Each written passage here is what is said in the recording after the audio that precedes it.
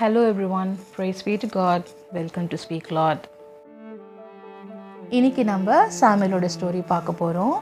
எப்ராயிம் மலை தேசத்தில் இருக்கிற சோப்பீம் எனப்பட்ட ராமதாயிம் ஊரில் ஒரு மனுஷன் இருந்தார். அந்த மனுஷன் பேர் எல்கானா. அவருக்கு 2 மனைவிங்க இருக்காங்க.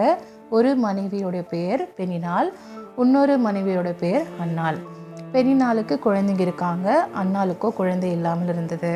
ஸோ பெனினாள் எப்போயுமே இந்த அண்ணாவை டீஸ் பண்ணக்கூடிய ஒரு ஸ்திரியாக இருக்காங்க. எப்போயுமே அவங்கள அசட்டை பண்ணிக்கிட்டு, அவங்கள நிந்தை பண்ணிக்கிட்டு, அவங்களுக்கு குழந்தை இல்லை, மலடியாக இருக்கா அப்படின்னு சொல்லிட்டு அவங்களுடைய வார்த்தைகளாலையும் ஆக்ஷன்ஸாலையும் ரொம்ப ஹர்ட் பண்ணக்கூடிய ஒரு ஸ்திரியாக இருக்காங்க.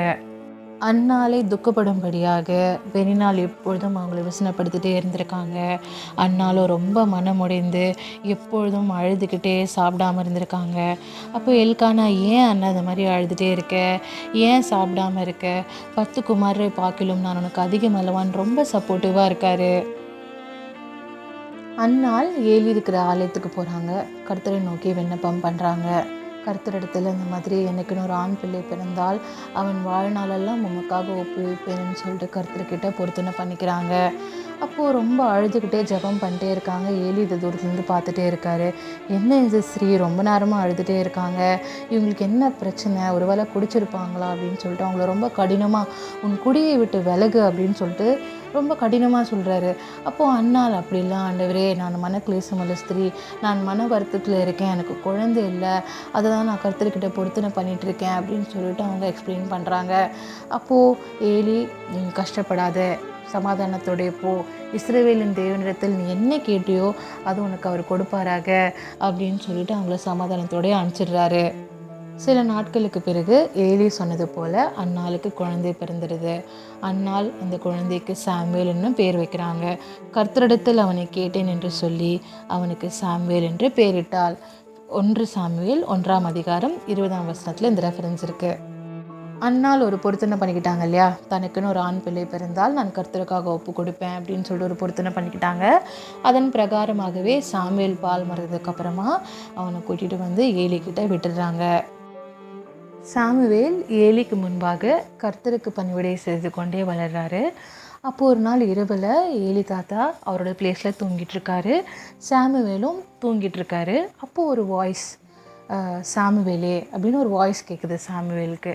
சாமுவேல் உடனே ஓடி போய் ஏலி தாத்தா கிட்ட, என்னை கூப்பிட்டீங்களா, என்னை கூப்பிட்டீரே அப்படின்ட்டு கேட்குறாரு. அப்போ ஏலி தாத்தா, இல்லை நான் உன்னை கூப்பிடல, போய் படுத்துக்கொள் அப்படின்னு சொல்கிறாரு. சாமுவேலும் போய் படுத்துடுறாரு. 2வது முறை சாமுவேலே அப்படின்னு ஒரு வாய்ஸ் கேட்குது. சாமுவேல் மறுபடியும் ஏலிக்கிட்ட போயிட்டு, என்னை கூப்பிட்டீங்களா, நான் இங்கே இருக்கேன் அப்படின்னு சொல்கிறாரு. அப்போ ஏலி, என் மகனே, இல்லை நான் கூப்பிடல, போய் படுத்துக்கொள் அப்படின்னு சொல்கிறாரு. 3வது முறையும் சாமுவேலே அப்படின்னு ஒரு வாய்ஸ் கேட்குது. மறுபடியும் ஏலி தாத்தா கிட்ட போயிட்டு, என்னை கூப்பிட்டீங்களா அப்படின்னு கேட்குறாரு. அப்போ ஏலிக்கு அப்போ தான் புரியுது, கர்த்தர் சாமுவேல்கிட்ட பேச வந்திருக்கிறார் அப்படின்னு சொல்லி, இதற்கு மேலே உனக்கு அந்த வாய்ஸ் கேட்டுருச்சுன்னா கர்த்தாவே சொல்லும்படின்னு கேட்கிறேன் அப்படின்னு அப்படின்ட்டு கைட் பண்ணுறாரு. சாமுவேலும் சரி அப்படின்னு சொல்லிட்டு மறுபடியும் படுத்துக்கிறாரு. அப்போது ஏலி சொன்ன விதமாகவே கர்த்தர் நின்று சாமுவேலே சாமுவேலே என்று கூப்பிடுறாரு. அப்போது சாமுவேல் சொல்லும்படின்னு கேட்கிறேன் அப்படின்னு சொல்லிட்டு சொல்கிறாரு.